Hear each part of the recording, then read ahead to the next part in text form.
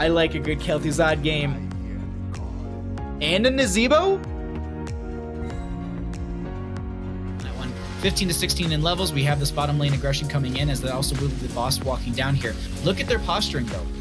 They're staying on this far side, but they're looking to kind of wrap around this building as the boss approaches. And once they have that, they might move over to core. It's definitely a possibility to end with that. We also do have a curse objective still up and available in the top right of our map, and it's been up there for a solid minute or so now. That's going to be a Nubrak diving in so very far. Winterheart a little bit low.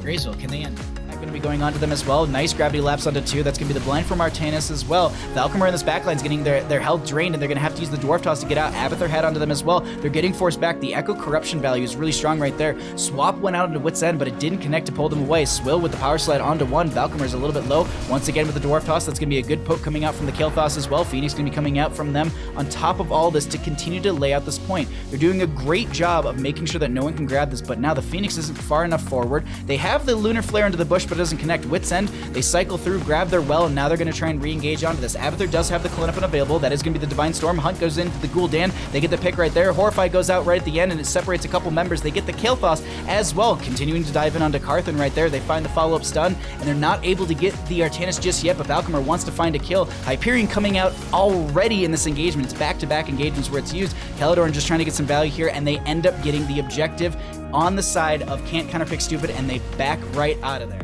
And pretty good timing on these. It looks like they're going to try and push these out as the Immortal spawns, and so typically the one thing that I at least want to note here is you want to try and grab these as late as possible, and this is a good example. They're going to be holding this for now. Night will be waiting to grab this.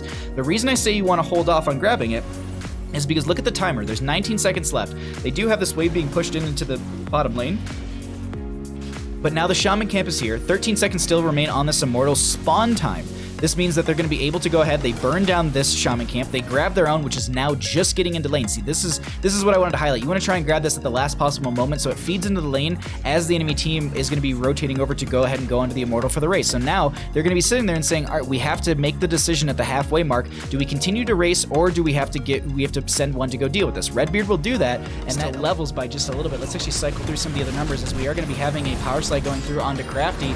We have ETC in a great spot for a mosh pit. They're going to go ahead and get a 5-person mosh right now. We have Blaze diving in as well. Kael'thas putting in all the damage. That's going to be Jaina going down. That's going to be Stukov as well. They find a Varian on top of this. Another power slide coming through, and they get J-Mac on top of it. Droopy's able to mount up and get away, but the Apocalypse as well timed out very well with the VP as they go ahead and blow up the Ana. Now they're going to be stepping further forward. That's also going to be a great Wailing Arrow from Sylvanas. Unfortunately, they're not going to be able to capitalize on any of that. They drop the Biotic Emitter and they step further forward onto this. That's going to be mid lane engagement. The fort is going to be very, very low. Zulkin's so low as well. They get the last auto, and Li Ming gets a reset. They find a second one onto the Varian. Can they get a third? And that is going to be the Hanzo going down as well. Kage popping off right there.